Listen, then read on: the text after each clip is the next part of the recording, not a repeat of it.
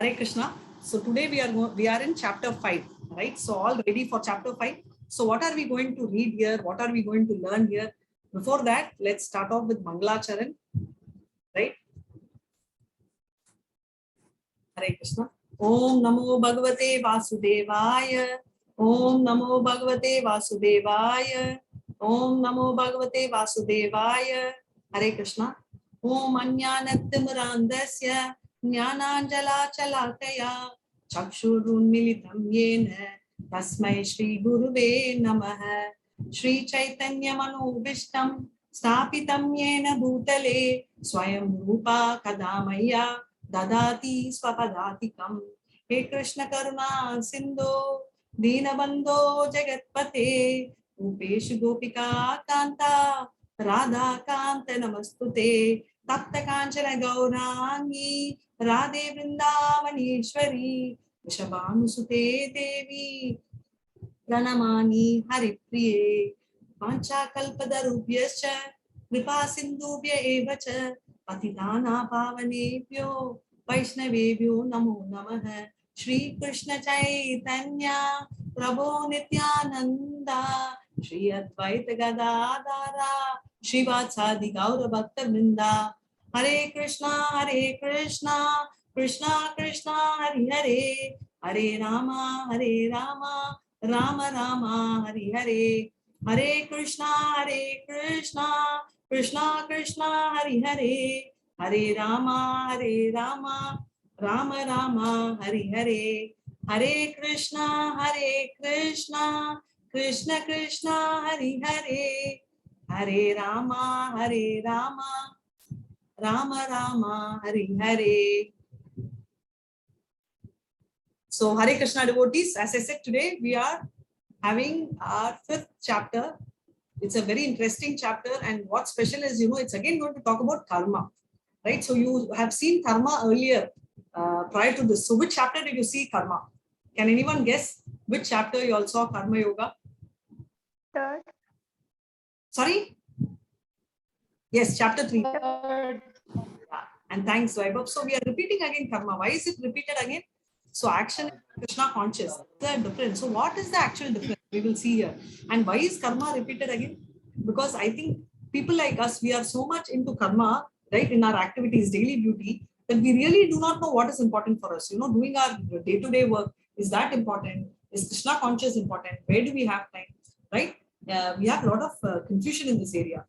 And before we have confusion, we are always blessed and lucky that Arjuna is going to be our speaker, right? So he's like our mouthpiece, right? Whatever we have, he immediately actually asks. So before it comes to our mind, it comes via his mouth, right? So let's hear what Arjuna is saying. The first, the text itself starts with Arjuna's confusion. Krishna, Arjuna vacha sanyasa karmani kana पुनर्योगा चास्यसि यक्षे यचिते योर एक तन्मे ब्रूहि सुनिश्चितम्. Hare Krishna. Arjuna said, O Kanha, first of all, you ask me to renounce work, and then again you recommend work with devotion.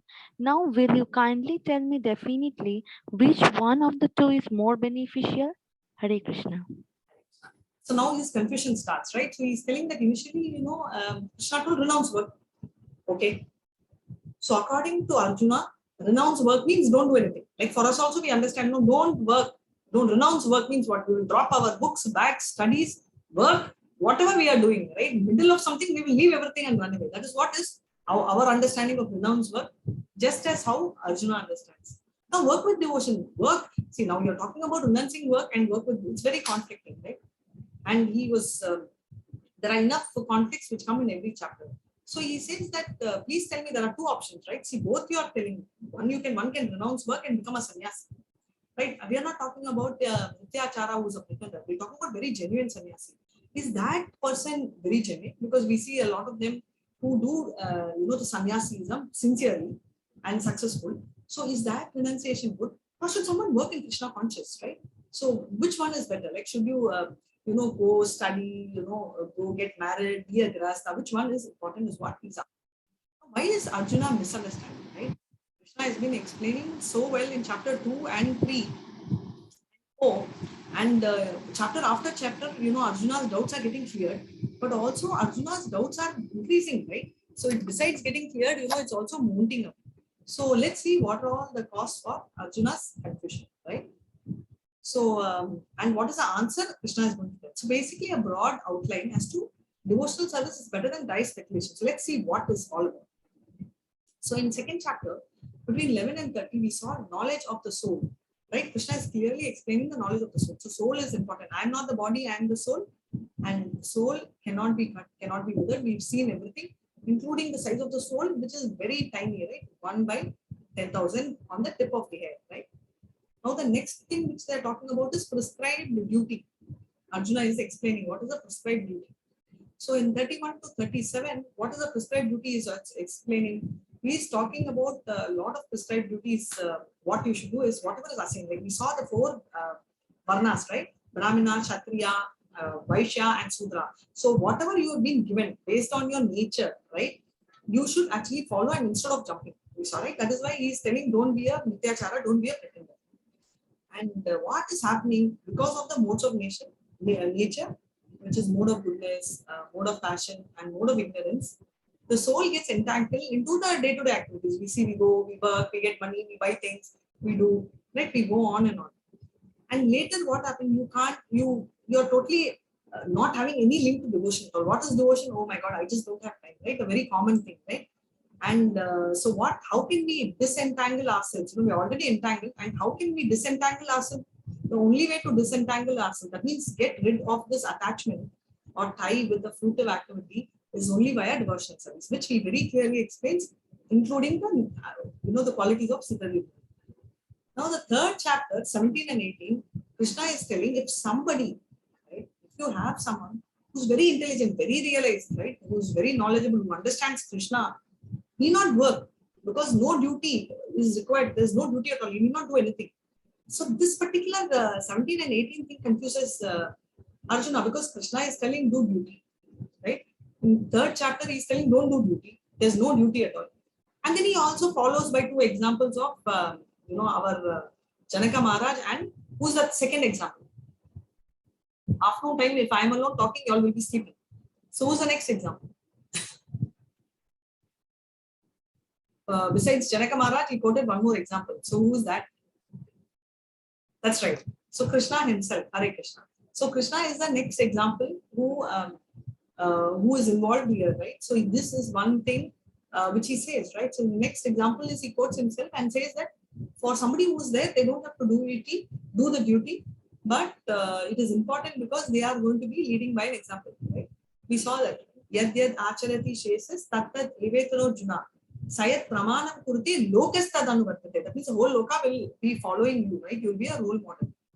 And what does chapter 4 say? That all kinds of sacrificial work culminate into knowledge. So everything you do, any the work you do, actually culminates to knowledge, which means any yagna, whatever you do, eventually lands into this. So this is what he says.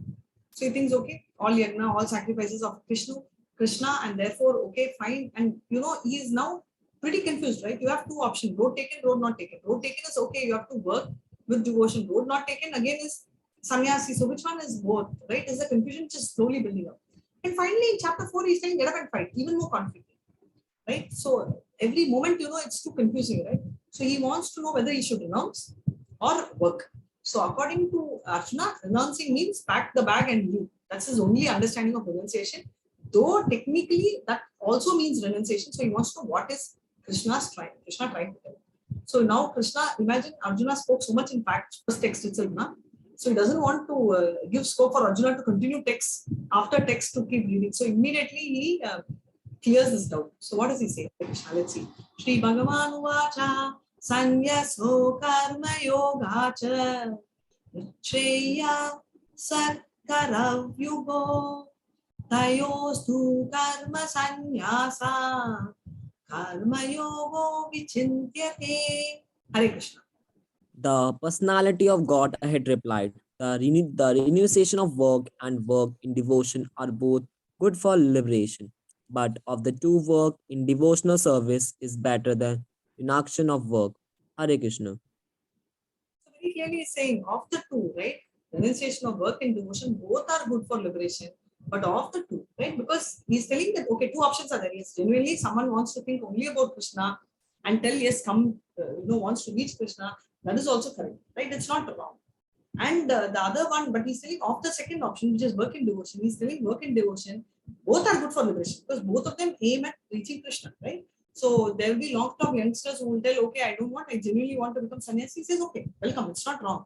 But of the two, he's telling the devotional service is better than renunciating work. Right? Now he will also tell why. We'll immediately ask, no, why? So he's going to answer that. So Nigar, this is Nirga. Okay, this is a very nice story. This is the story of a king called Nirga. This will answer most of our confusion because the first thing which always I could not relate to is none of us need sins. None of us need pavakarya, that is sinful activities, right? None of us want to take credits or you don't want to be involved in all this karmic activity. But why not karma? What will happen if you do good activities and what should we give to Krishna? I will keep, little bit of good activity. So much I'm doing, no? If I'm giving credits, everything to Krishna, I know it's going to pinch me, no? That good thing only I'm doing. I need that motivation, right, to do good. So that credit should come to me. If I'm going to give up the good credit also, then, it's just not right, right? So this is the feeling which was pinching me until I heard the story. So let me share this. Let me tell you the story time, and you all tell me what is your realization after this. Okay. So this king is called King Nirga, and he was he was known for charity and sacrifice. Now the speciality of him is he used to do so much of charity, and he really enjoyed doing charity, not just for name and fame, but overall, he was. He was relishing the joy of the charity. He at one stage, when if you see people who do charity, they also tell they have a lot of happiness. It happens for us. We get a lot of happiness in giving also. So he went into an utmost thing, like he was known, like he was like king of sacrifice. Sacrifice in the sense mainly all dhyanas. So he one day was giving 1 lakh cows, and cows are not just the ordinary cows. These cows are jeweled with gold, diamonds, stones, precious stones, and all that. And he used to give it to Brahmanas, right? Because Brahmanas used to have only 1 land and cow for their living, right? So they used to plow for their food. They have the cow for milk, and that's it. Their life is done. They don't effectively work because their major focus is trying to teach Krishna conscience or trying to tell them what's the purpose of life. All this was what the idea or knowledge of Brahmanas were. So what happened in this process, right? In the sacrifices, he made one mistake, very small mistake. The cow which he donated, right, went back into the donatable cows, right? He had 1 lakh cows. Let's say he had given 10,000 and one cow. That one cow went and joined the balanced cows and became 90,000 over there. So this was very accidental, and unknowingly, the same cow which he had donated, he had given to the other Brahmana who came. Now, after giving that to the Brahmana, the first Brahmana came and told that, hey, this is my cow, and you can't donate it because this belongs to me. Now, both the Brahmanas began to fight, and King Nirga was very sweet and he apologized. He also told the Brahmana that he would duly compensate in terms of 10,000 cows instead of one cow. See, had we been there, what we will do immediately at once? Wow, 1 is to 10,000. Will any of us think of even giving up? No, I will just tell okay. Yes or no, I will tell okay. Tell me honestly, any of you all are given a choice. You give this one, I'll give you 10,000. Will you give or will you stick only to your one? And that one is also not yours. You just got it. Let me hear from you all. Give away. Very nice, no? See, Aditi, we are all very generous, right? We are so generous, we give away. Whatever is our motto of generosity is different, but we are so generous. We lift our collars and claim that. Right, so let's see how many of them. Give, acha, see all of us. Ritu is also laughing, telling, yes, Akash, Shri, give away. Aishwarya wants to give away only. See, that's what we should go and train these Brahmanas. No, but those days, what happened is I told, no, Brahmanas are never materialistic, right? I don't have a single person who is against it. Ananya also give, Ritu also. I'm so stunned. I thought somebody will tell me. They'll get possessive and obsessed. All very smart gang. So in adult gang, we had little mixed views. Someone said it's mine, I want it. So the Brahmanas were sticking to that. And they were on an argument. And then he gave the same bumper offer to the other person. It didn't work at all. And in the process, what happened is they got so angry and they cursed. Okay. they cursed him that he will live so many years, year after year, as this lizard. What do you call this? That garden lizard, right? So he was cursed. Now the poor king who did all this activity was what? To go to Swarga, to be in heaven. Will anybody see? And he didn't do any major mistake except for one thing, right? This only happened. It's not that he fooled, he was willing to compensate. And as we told that they are not as generous as us, so they were fighting and they cursed him. Now, anytime they say Brahmana's curse, many times turns out to be a blessing in disguise. So the blessing I'll come later. But what was the issue is that all activity which he did, entire life, all the charity he did, he made one mistake, and that is the disadvantage of the karmic, even pious activity. So when you do any of this yagnas, all this, not the Samkirta yagna, but other than that, a lot of these charities and all, you have to see, which we will learn later, place, time, person. Because if we do not see all this, what happens is there is a very big risk you will have, because if anything goes wrong, the repercussions are very high. It backstabs, backfires in all this. So in this case also, that is what happened. His ambition to go to Swargaloka has become like total flop, and he's now here. I don't know, it's even worse, right? To be a lizard in a well. Now, amongst this, he did one pious activity, like someone wanted to build a temple or so. And that time he had donated. See, he's basically a charitable person. So that one small pious activity in favor of Krishna, which is not coming under the category of pious, goes into the category of devotional service. That one thing saved him, because this garden lizard was there stuck in this huge well, and this huge lizard, and Krishna's kids and grandchildren were all playing, right? All his kiddos, and the ball went and fell inside this well. And seeing the size of the lizard, they got so scared and they ran away. And immediately when Krishna saw this lizard, he went and he took. Just imagine, all are looking for Krishna to come and rescue, because the moment Krishna touches, right? We already saw, right? Asuddham, apapa viddham. That means even something is prophylactic, like sun. If you see, even the most abnormal diseases, even viral, even urine and all that, when the sun comes, it goes away. Sun does not become dirty. Like that, the moment Krishna touches, there's a lot of austere things happening. So the moment he touched, he got liberated. Permanent moksha. Forget about Swargalok, he got completely liberated, and this was his final thing. So this was his blessing, and that one small activity which he thought is pious, but still actually comes in the category of devotional service, Krishna never forgets. So this is what happens, right? So if you do pious activities, definitely it's very good, you go to heaven.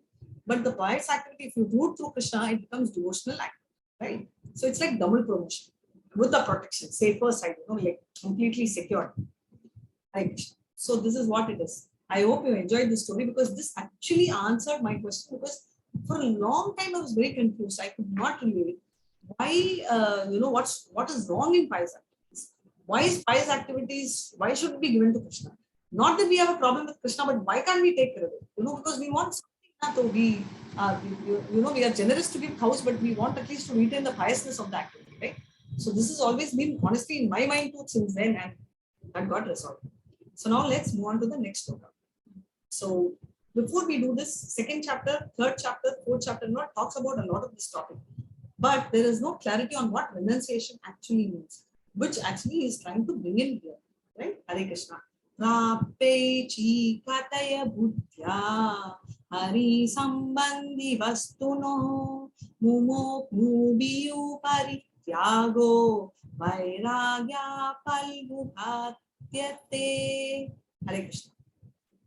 When persons eager to achieve liberation renounce things related to the Supreme Personality of Godhead, thinking them to be material, their renunciation is called incomplete. Hare Krishna. Okay, so basically, if you liberate, basically you are in the path of devotion to reach Krishna. But if you are going to renunciate whatever is required, right, to just get liberation, you renounce things related to Krishna. For example, chanting, it's directly related to Krishna.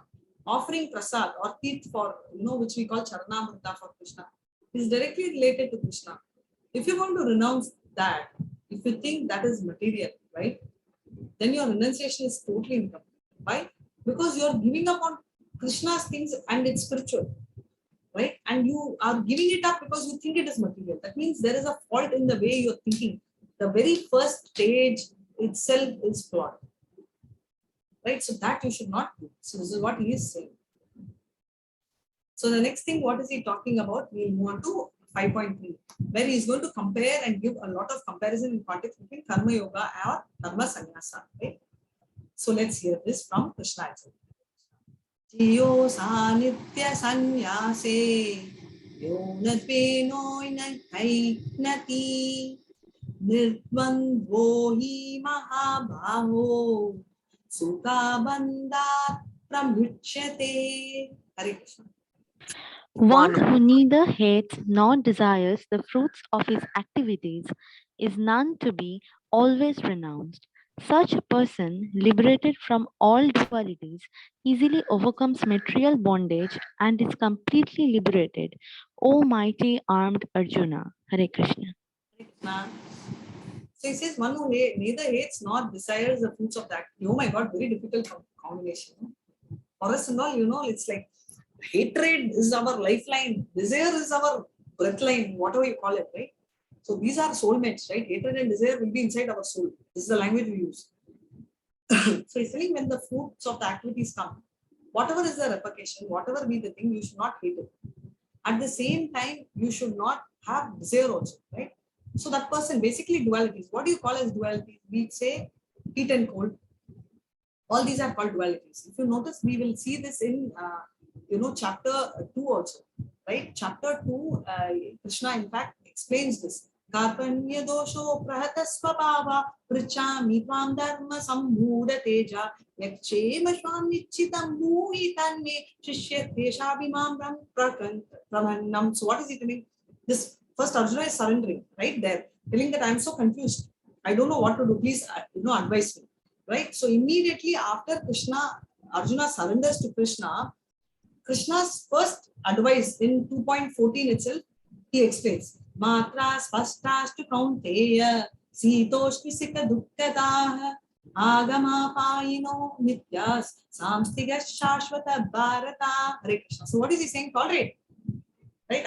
He's telling, I don't know what he's saying. Krishna is telling tolerate is the most important shloka there. That's why I repeated here. He's telling you have to tolerate. How you will tolerate? All these people who are into a lot of these pilgrimages or early morning for that matter, those days we don't have days concept, right? But they used to get up even if they start for work or devotional service or anything, they used to get up early in the morning, have a cold cold water bath, and they go. Likewise, in that proper heat, women used to cook, and those days there is no microwave and gas stove, right? They used to have this agni, right? They used to make this with all these wood pieces. They used to lit this fire. So you can imagine literally the bonfire which we are using in extreme winter had to be the smaller version of bonfire used for our cooking. And what literally in that heat in the afternoon, and not even inside the room, it will be outdoor. You will be burning, scorching sun, you will be having this burning food, and you will also be roasting. Right? So I don't know whether food gets roasted or not, but we will get roasted. So now if we go and try all that, we will get smoked. So don't try. But I'm just saying, but people tolerate, right? Like that, he's telling these dualities one has to tolerate. So beautifully, he is explaining. So renouncing results and not action. So he's telling you only result you have to renounce, not the action is what he's telling. This story is a long story. I will definitely tell you all when we have time at the end. I wanted to do bridge today, alternately. So let's go to the next sloka. And this is a story of Haridas Thakur. What is the speciality of Haridas Thakur? Though born in a Muslim family, he is known for his japa. He tells about 3 lakh times chanting. So can you imagine how many times we are struggling for 108? So what does he say? Brahman yadya ya karmani sangam takva karoti yah lipyate na sapapena padmapatram mimambasha. One who performs his duty without attachment, surrendering the result into the Supreme God, is not affected by sinful action, as the lotus leaf is untouched by water. Hare Krishna. Hare Krishna. So what does he say? One who performs his duty, right? Without attachment, right? He's not getting. So what happens? Even if water is there, the lotus remains unaffected, right? It's not touched. So therefore, what he's saying, once you give the result, so all this pious activity, if anything goes wrong, also you don't have to worry because the results are for Krishna. You're not doing it for yourself. So good or bad, you give. That is what happens, right? Krishna sanctions what you deserve. Example, prasad. What type of food you should get? You eat a different food, I eat a different food. Maybe quality. But if you take somebody else in the road, they will probably not have even a one meal per day. So the sanction is given by Krishna based on our karma. But next, what happens? Sanction is one side. But just imagine the next time what happens is, how can you sanctify it? When you eat, you don't know whether you're doing the right thing. So therefore, give to Krishna and it becomes prasad. Then it gets sanctified. So by doing that, what happens? You are not worried about any good or bad. Everything goes to. So let's just hear this video.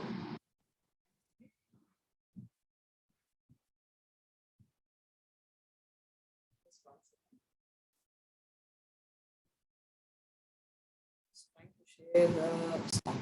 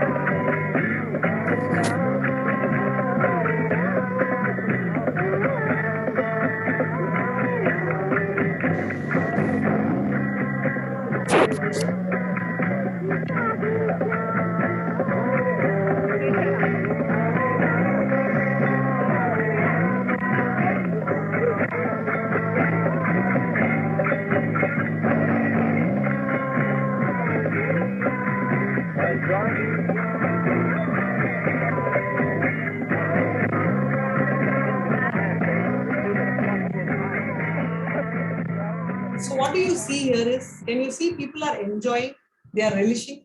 So there's no sannyasi. So even here, we do not sacrifice anything, right? We eat, we take all types of food, we wear all colors of dresses, we enjoy life, right? Food, someone asked in the previous batch, they asked me, I like this sweet, can you have? I said, yes. The only thing is, before you have to give it to Krishna.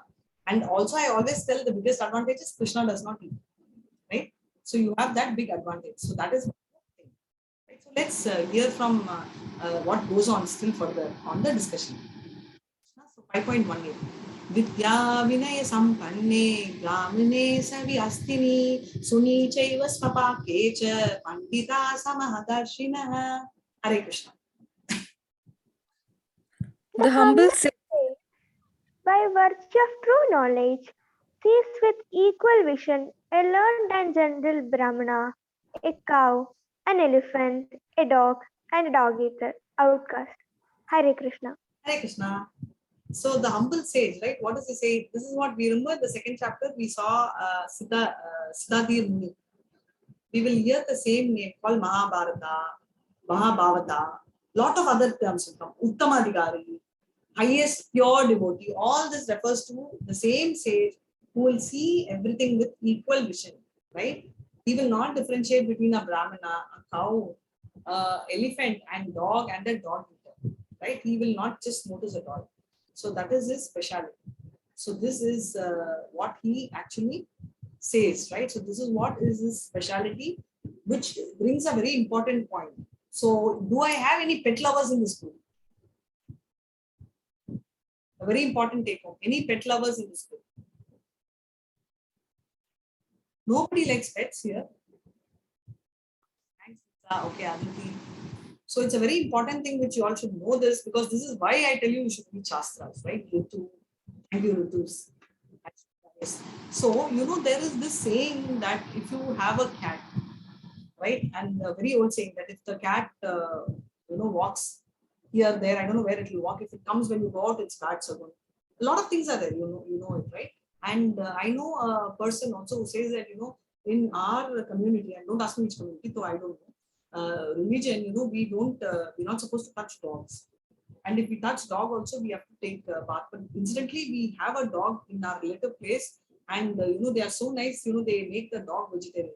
So the point is, Krishna has created people to be what you're supposed to be. A dog is supposed to be a non-vegetarian. So you don't need to give vegetarian to a dog or a cat and convert them, because you give what it is there. So a tiger, you cannot come and give bread, right? The tiger is not going to eat chapati and all. So Krishna's own vehicle, which is Garuda, right? Will eat non-veg only, right? Because Garuda cannot eat rice and chapati, right? Because you know what Garuda is, right? So therefore, obviously, its main food is snakes or whatever, you know, those things. So basically, each are created with that intention. So the point is that does not different. That does not mean you can insult or you can kick an animal. Because you consider, see, there is a difference between human and animal from spirituality. The only difference is that the animal, or for example, let's take an elephant. An elephant may go every day to the, you know, what do you call it, to the temple and give a flower, but it will do more like a, you know, circus. How much of feeling it has, we don't know. Same way parrot, you know, parrot you can train, it will tell Hare Krishna more number of times than us. But the difference is that if you catch hold of its throat, it will tell, eh. But for us, when we get into that situation, we also tell, eh, but inside we will think of Krishna. That's the difference, right? So that level of understanding, our level of intelligence could change. But what will not change is there is no way, you know, there is a situation that we are, animals are, you know, our life is bad, because the Paramatma is same. Whether the Paramatma is inside you or animal, it's same. And also the biggest comedy is from the way in which we are living our life, next Janma, we don't know whether we will be one of those animals. So this is so important because he does not see any difference. You need to know this because Shastra, which wherein Bhagavad Gita is the ultimate thing, does not say that this is bad, this is a dirty animal, this is no. It doesn't say any of that, right? It is we people who create. And this is why, thank you, there was a devotee, great devotee. It's possible, I don't say even Gajendra Moksham, there is an elephant which is a great devotee. It's exceptional, but normally it's easier from a human life, you know. If I'm explaining Bhagavad Gita, you'll understand. You may listen, not listen like, but it's easy for me to convince or explain and make you understand the Bhagavad Gita, but I can't make, you know, my cat, which is actually in his room somewhere, sleeping, understand Bhagavad Gita. It keeps listening to the entire sessions, but will it understand? Will it comprehend? How much it will understand? I don't know. Yes. Will it have an effect? Yes. Because every chanting we do, everything is the name of Krishna. It has life, right? It's called Nama Prabhu, because the name has is a person, right? It has a form. It will have an impact. So if you say it before your animals, trees, plants, anything which is living does have an impact, right? But it does not anyway. We don't know how much they understand. But the point is here, what they're telling is the person who's a sage. We saw, right? Someone who will treat everything with an equal vision. So let's move on. What is he saying? 5.2. Hare Krishna. Yehi samsparsaja bhoga dukhayo naya evate adi antavanta kaunteya nateshu ramate buddhaha. Hare Krishna. An An intelligent intelligent person does not take part in the sources of misery, which are due to contact with the material senses. O son of Kunti, such pleasure have a beginning and an end, and so the wise man does not delight in them. Hare Krishna. Hare Krishna. So the intelligent person, right? Whoever is intelligent, he does not take part at all in any of these mysteries. These are all because of the contact with the senses, right? So what he is telling is anyone who is intelligent, whatever he will see, because he's understood what is the problem. So he will not do anything which is going to affect him. He will not do anything which will inflict pain for him. But why is it happening? See, the only confusion we have is we understand all this. Theoretically, we understood I'm not the body, I'm the soul. Okay. But if somebody is going to scold me, if let's say one of you will tell me, you know, on my face, you are very drowsy today, or you are sleepy, or you are looking horrible, you know, I feel sad. Why? Because whatever we've understood is at a theoretical level. We are not able to bring it into action. So we got jnana from yesterday, right? Jnana yoga, yesterday's chapter. But vijnana is application of that knowledge. Will take a lot of time. So that is what he's saying. But however, if somebody who's achieved that vijnana, which is the intelligence they're talking about, he does not take part at all. Because he, you know, he understands. So such pleasures, they all, because he knows very clearly that all this has a beginning and an end. So let me just show this, right? So let me just give you an example of this one, right? What do you call moth? So this kind of a light bird or whatever you call that insect, right? It gets attracted towards light and does suicide, right? It commits suicide because it goes to the light and gets burnt up because its life ends there. Now, if you see these kind of stories, now let me take the same thing with respect to deer. It gets entangled because of its senses, and with respect to any flower, you know, the bee goes and it drinks the nectar. But as the night comes, you know, the flower closes, and the bee is dead inside, right? Because it cannot find its way out. You see what is a bait for a fish, another fish. And finally, what is happening? They use a fish to catch the other fish, right? So finally, this is what is happening. Because of why are all this happening? Each of them are having a sense of taste largely with respect to animals because they dominate. They get stuck. Now the elephant, actually what they do is they'll make the she elephant go around and trap, and that's how it gets attracted, and the male elephant will come and fall in the trap. So it's more the sexual attraction when you see in an animal. They use that, right? So this is what is happening with respect to animals. Now, what is the difference between animal and us? For each animal, one particular sense dominates, but we are so special. For us, all the 5 senses are dominated. Is also the moment we see something, it will get hit. The moment we hear, we can get distracted. The moment we taste, finish, our fasting goes forward. All this just goes off. That is why they say you should stay away from all this, right? And I used to have a different opinion prior to Bhagavad Gita. I always used to believe, something called the wine test, where people who are addicted to drinks go to rehabilitation, and after they come back, they used to keep a glass or a cup of wine before them, and they used to see what level of control they have, so that tomorrow when they come across this kind of encounter a situation like this, they will not be tempted. But we don't have to do all this, because I used to think then the great control is, go there, see and not drink. This is what was my opinion. But Prabhupada so beautifully explained that stool is dirty, you know it. Has anyone tasted a stool? No one tastes, right? Exceptionally, there'll be 1 or 2 kids who have done it when they are probably a few months old without understanding what it is. But after knowing it, nobody tastes a stool. So you don't need to taste a stool to tell it is bad. So when you know something is bad, let's stay out of it, right? Because our senses are very, and one more thing, you may still be successful in managing, which is what Krishna is telling Arjuna. You may still be successful, but not everybody will, right? So others may not be successful. So that will get them into trouble. So that is what they are saying. And 5.29 is so beautiful. Before I explain, I'll explain this and I'll ask you a question, right? So this is this, Hare Krishna, 5.29. Bhuktaram yajna tapasam sarvaloka maheshwaram sukridim sarvabhutanam jnatva mam shantim rachati. Hare Krishna. The sages, knowing me as the ultimate purpose of all sacrifices and austerities, the supreme lord of all planets and demigods, and the benefactor and well-wisher of all living entities, attain peace from the pangs of material miseries. Hare Krishna. This is a very important shloka. Anyone who would like to learn the shloka, learn this also. So, Bhoktaram, right? The Yagna Tapasam. So, ultimate sacrifices, right? I am the sacrifice, Yagna, sacrifice, Tapas, is austerities, right? Supreme Lord is there. Sarva Loka Maheshwara, all lokas, Goarlok, Bhulok. So, everything, right? He is the Maheshwara. He is mean the Lord of Lords, right? Sukridam means well-wisher. Sukridam means friend also, best friend, right? Well-wisher, Sarva Bhutanam, all of them. Jnatva Mam Santam Rachati. If you know this, you are sure to achieve this. How many of y'all in this group really, genuinely want to have someone for themselves? How many of y'all have felt? I felt. I need someone for me alone, my, person, not a thing. How many of you feel? And many of them have the interest of pets. Also, they feel that the pets are very loyal. Of course, they are undebatable. But I'm just saying.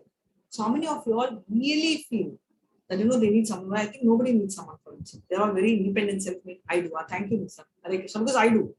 I have felt. So they may not be all, but then sometimes you really feel that you need someone for yourself. But nobody is actually, your parents are for yourself, but only to a certain age, right? After their lifetime, they will get diluted. Situations will dilute. A lot of things can actually change things. Now, if you take, thank you, Aishwarya and Haditi.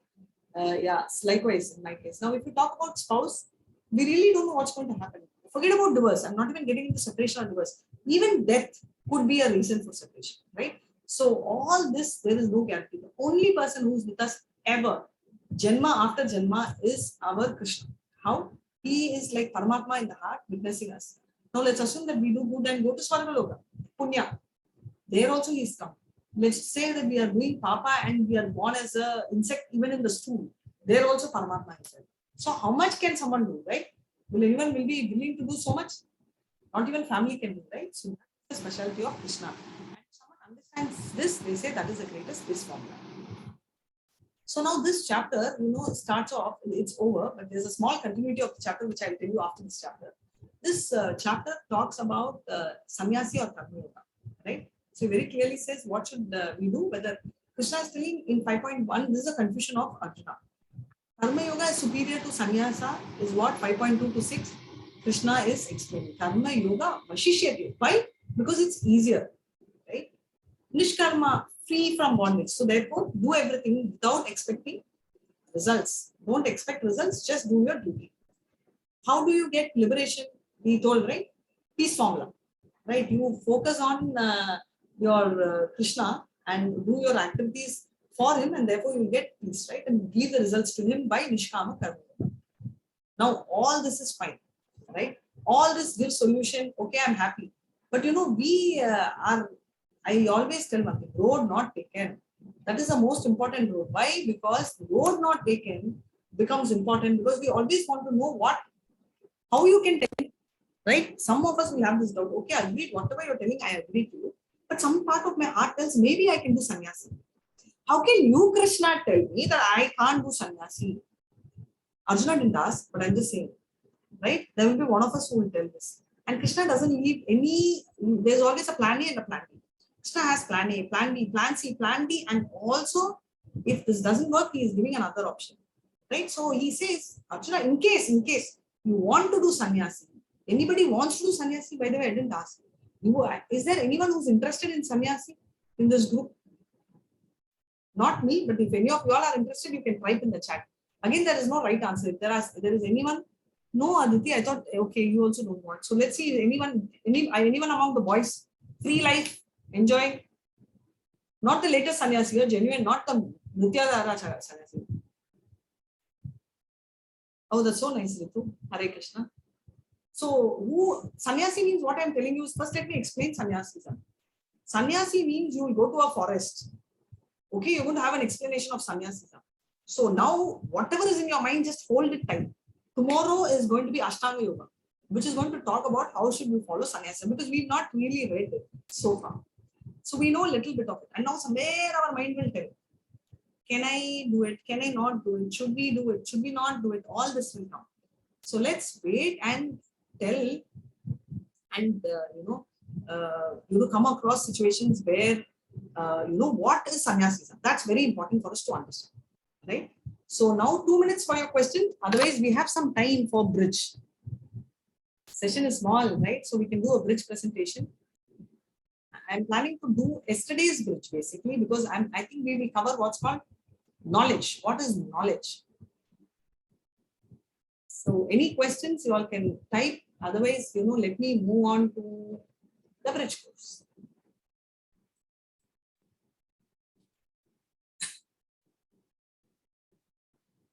So now, so what is this?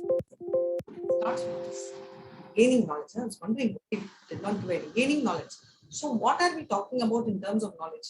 See, our understanding of knowledge is very simple, right? We all understand knowledge as just three things. One is physics, chemistry, computer science. This is my understanding of knowledge.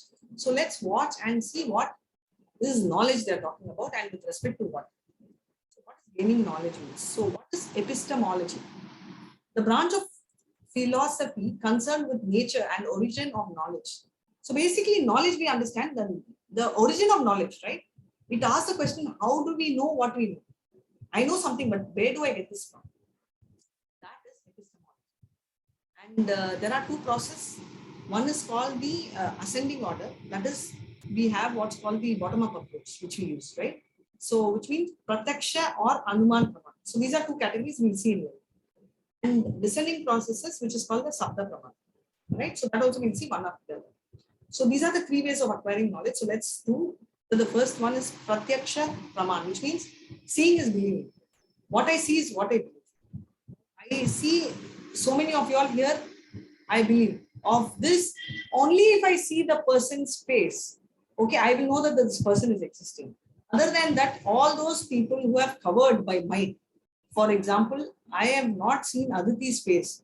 So I'm not very sure if she's a person. I don't know whether she's a girl or a boy. Okay, the name is Aditi, so let me consider, but I have to do a lot of research. This is my perception. Sorry, Aditi, no offense, just an example. Hare Krishna. So this is Pratyaksha Praman. So I have to see it, right? Or I have Anuman Praman. This all of you will do. Hypothesis, do research. You will do in your record book physics, chemistry. This is possibility A. No. Hypothesis 2, possibility B. Hypothesis, Baba, what is the correct answer? No, there is no correct answer. All answers are correct answer because it's possible. Right? Yeah, thanks, Aditi D. So all these options are coming. So that option D, I don't know what is there. So these two options are only there.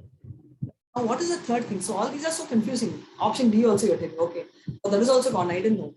So now the next thing is also coming. Sabda Praman. Sabda means hearing, right? Hearing from a bona fide source. So hearing is not any Tom, Dick and Harry telling, which is why it's important that you see. So why am I talking and you listening? Because I am going to teach what Prabhupada has taught in the form of books. And where is Prabhupada teaching? He is having Bhagavad Gita as it is. He is teaching the words of what Krishna had told originally to Brahma. So that's the discipline succession, right? And what happened in Sabda Praman is we also saw, right, from a bona fide authority. Why do you say this? Now, let's say that if any of you all are reading or studying medicine here, right, you can take the book, you can do in correspondence. Why you have to go to the hospital? Why should you do this? Okay, you will tell practical knowledge. Not even that. Okay, let me take engineering. Right, you don't need to cut or anything. You're just doing a book. Why do you need a teacher? And an engineer does not write an engineer book or a doctor. It will be a lot of doctors who have taken doctorate, an engineer who's taken PhD.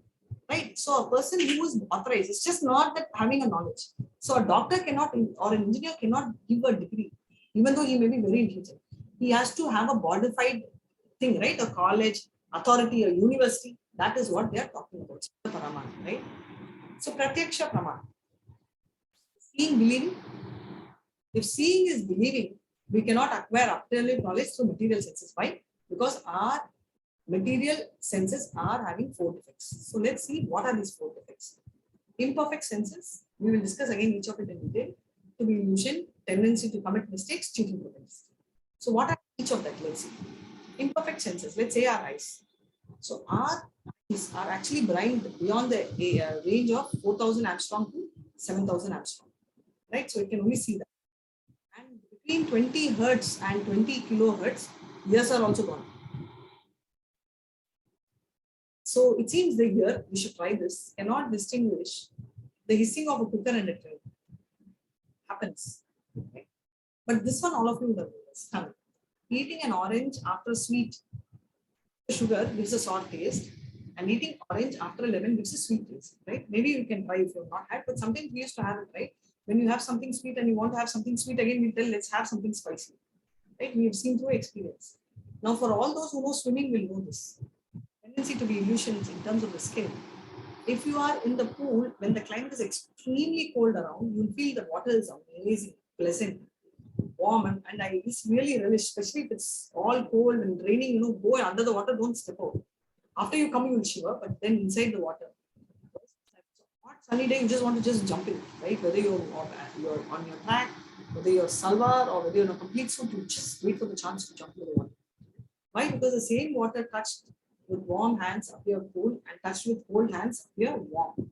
This is what is the same example. So someone who understands swimming is the same psychology, right? There's the same game which is played. Eyes have what's called the optical illusion. What is optical illusion? Let's watch. Now can chat is open and you all can go ahead and guess. How old is? Yeah. So it's mixed, right? In one angle she looks young and one angle she looks. These are all examples of optical illusion. Wrong. Very old. Now, can you see this? If you keep staring for a while, we feel that these are moving.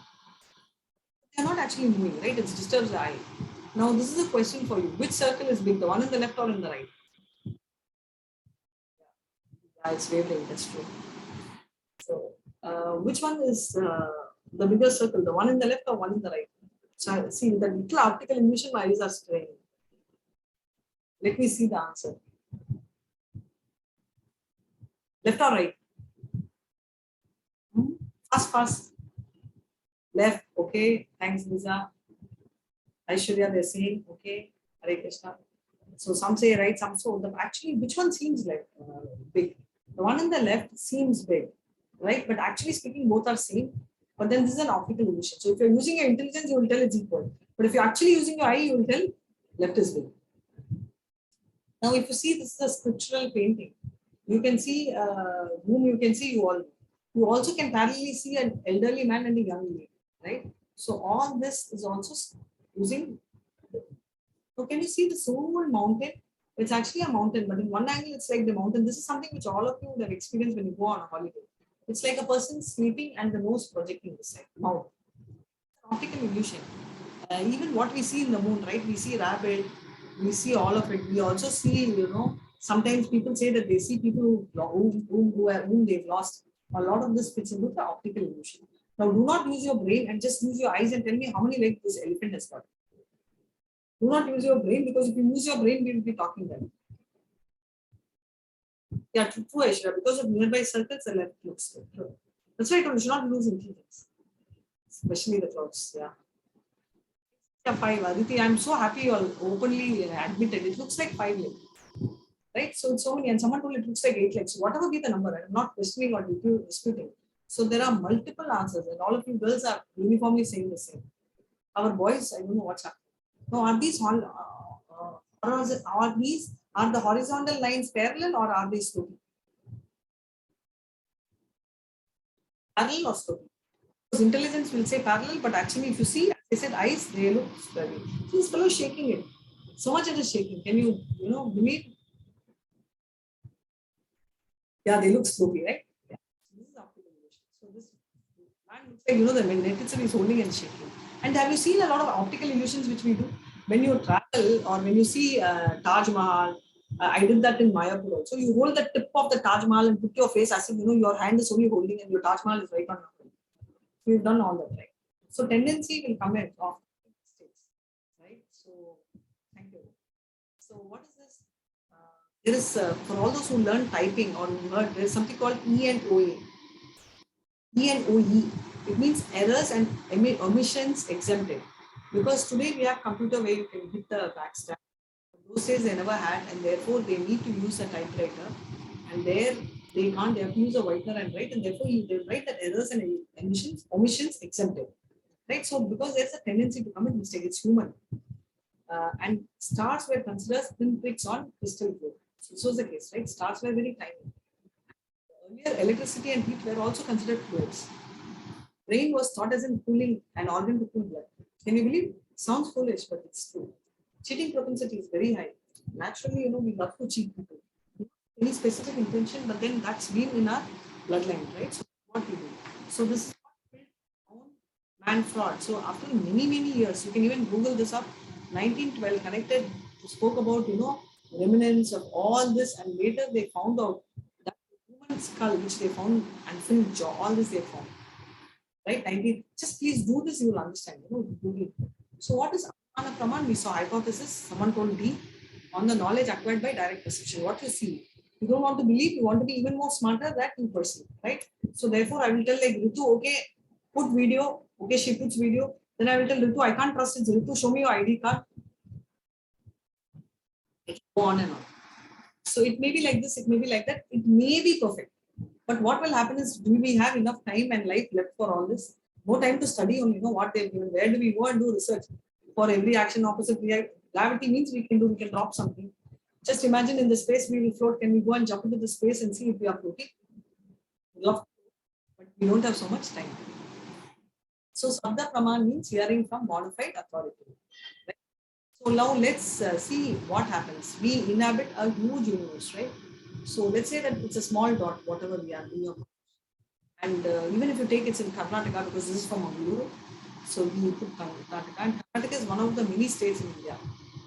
So India with so much population is one among the countries. So when you see the world map, India is very small. Now the weight of the Earth is 6 into 10 to the power of 21 kg. So there are so many planets and Earth weighs so much. Sun is 14 lakh times bigger than the Earth. 14 lakh times. So compared to Earth, more or less similar size is Venus. You can see the rest of the planets which are Mars, Mercury, and Pluto, which are small. You will also know that the Earth is small compared to the larger planets, and I'll go a little faster. And if you take Sun, Earth is just a dot. So what is happening, right? So how tiny we are, right? So how can we understand God, who is creating and maintaining so many universes, right? It's too complicated and it's too gigantic.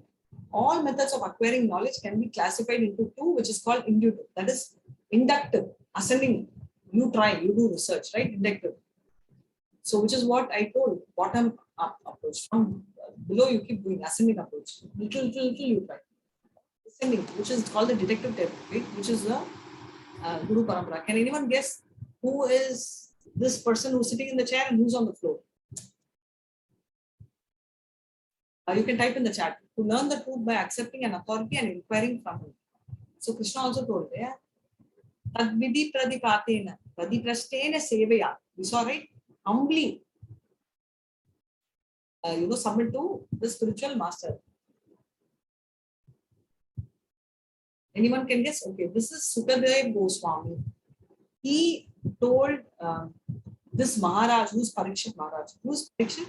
He's the grandson of Arjuna. And, he is actually the son of Abhimanyu, right? The child born to Arjuna and Krishna's sister Subhadra. So he actually has a curse where he is going to die in 7 days. And Sukadev Muni actually gets blessed. What he does is he meets Sukadev Muni. Sukadev is 16-year-old Muni who is very knowledgeable, extremely a big jnani, whose father is Vasudeva. And is Vyasa. And Vyasa is the one who compiled, a lot of books, including Bhagavad Gita, including Srimad Bhagavatam. The 4 thing, right? All the Vedas, Rig Veda, Sama Veda, Yajur Veda, Atharva Veda was all compiled by. So his son heard Srimad Bhagavatam when he was in the womb. And when Parikshit wants to hear about the, glories of Krishna, he went and spoke so much. Now, how can, moving on to the next, the ant, living in one corner of the classroom, know all this? What happened in Afghanistan? What about bomb blast? What is happening? Who's the president of US? Not possible, right? Logically, it will never know because if it tries on its own. So ground reality, it's too small. Therefore, its understanding is less.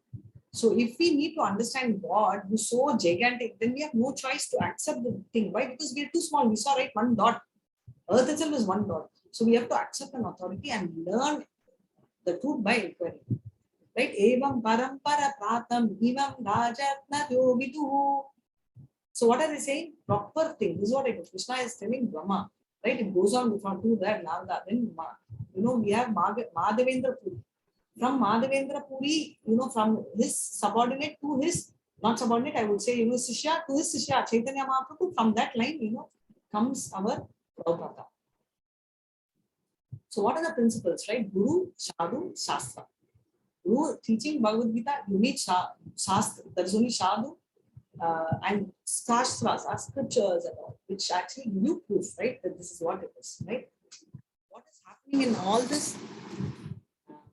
The scripture is the word of the God, because it is spoken by Krishna as it is. So this is the word of the God, and it's absolutely nothing dilated, because these are spoken by God. That's why I told all 4 Vedas are from Krishna. It comes from a perfect source. What is the proof? Let's see a quick thing, right? Google has Saptadip, which is what 7 continents, right? Later they found Earth has 7 continents, which is what they have told. You all know this. Plants are having life. We also saw about touch me not plant, right? You can see we also have a lot of carnivorous plant. The ones which can even eat, a lot of living things. Human embryology, very important. 3rd chapter, please read 3rd canto,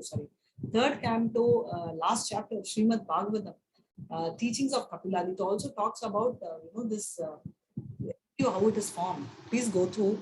You will see formation of child, which we understand through CT scan, maybe maximum 100. I don't even know 100 years. If someone knows when CT scan came, I'll be very happy if you can enlighten me. Yeah, that is so nice, Aishwarya. Thank you. People also thought Earth is flat, right? And whoever said Earth is round, Galileo, right? They hung him, if I'm right. He's the one. So human embryology very clearly talks about CT scan now, but 5,000 years ago, Srimad Bhagavatam says when, in how many weeks fingers came, how many weeks organs came, when life was formed, word after word, so clearly it talks. Such a beautiful session. Don't miss Srimad Bhagavatam. So nice. And what are some astonishing predictions, right? He is Chaitanya Mahaprabhu, born 500 years ago. And he is none but Krishna. He's called Channavadar, secret avatar. He's the one who came to give the Nama Sankirtan, which is Hare Krishna, Krishna Krishna, Hare Hare, Hare Rama, Rama Rama, Hare Hare. He came, right? And he is Chaitanya Mahaprabhu. His presence was known and predicted in Srimad Bhagavatam. So is Buddha. All of us know Buddha came 2600 years. His presence is coming up. He is one of the avatars of Krishna. Is mentioned in 1.3.24. Chanakya, all of you all know, right? The great political leader. They say Chanakya Samadam, right? He was amazing. His prediction is coming up. Like he will be born was mentioned in 12.1.11. Chandragupta Maurya, King Ashoka, 12.1.12. And my guru was saying that in some college somebody told, Prabhu, my name isn't there, but I wonder how good are we and do we deserve a name there, right? That's a thought which you have to have.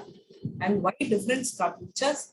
Different scriptures are meant for different audience and are revealed according to time, place, and circumstance. Why should we have different scripture? We should have just one book, right? Bhagavad Gita is talking about one book. Why?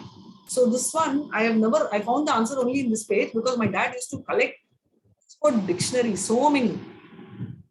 No, this also we had so many Oxford dictionary, and whether we had Bhagavad Gita or not in the house, we used to have Oxford dictionary. And I don't remember opening it, maybe very rarely. That also I won't open. I've asked him to open C and 10. So this is what it is. Now tell me, everything is Oxford, everything is from the same brand, but why are there so many? So many books. Everything gives the same meaning because the essence is always the same, but we have different audience. First, it has to satisfy the audience. Say, scriptures are compared to all this, right? You have different things. Somebody will have instruction manual, yellow pages, you may call all this. This is what is important, right? Because all this is required for different people, and that is why this is also happening. Perfect. So with this, we end this session of 5 and our bridge course. So before that, Hare Krishna, Krishna Krishna, Hare Hare, Hare Rama, Rama Rama, Hare Hare. Hare Krishna, any doubts? I heard. Hare Krishna. I heard that in some I don't know which scripture. I heard that in some scripture that it is told that the sun is taking a chariot and rotating around the earth, but that's not true. Earth is rotating around the sun. See, that is what I'm telling you. What is true, what is not true?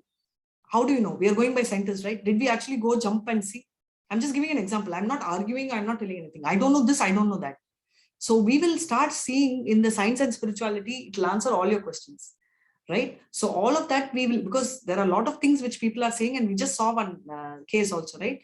About the head found and what actually happened. We just saw the Piltwath fraud also.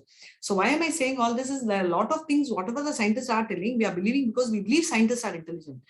And someone beautifully typed few minutes back, let me just take the name of the person who typed. They said Earth is flat, right? Yeah, Aishwarya. Thank you, Aishwarya. Earth is flat, she has typed, right? Now today we will tell no how foolish Earth is round.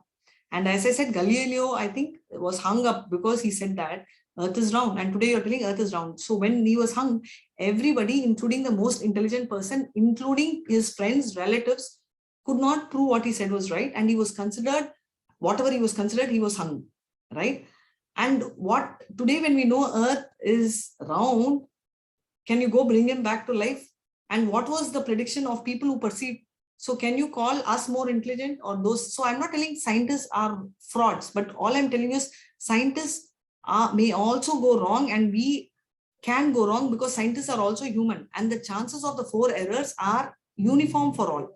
I can make a mistake, you can make a mistake, which is perception, which is why I'm not telling you my view. I may share my experience of my mistakes, but I can't share according to my view. We only tell Bhagavad Gita as it is, right? Why? Because Shastras don't go wrong. Why? Because Shastras are not man-made and they are not written by man. Because if it is written by man, we can all go wrong. But Shastras are given by Krishna himself, which is why it is so authentic. Whereas scientists' chances of errors are high because scientist also is a human being who's also subject to the 4 errors which we saw. That is why I wanted to share this. I may not convince you, but just start reading, you will understand, because a lot of questions I could feel and find answers in Bhagavad Gita. That is why I got involved. I'm sure you will also find your answers. Hare Krishna. I hope a little bit I've answered your question. Hare Krishna, you there? Thank you. Thank you. Hare Krishna. Any other question?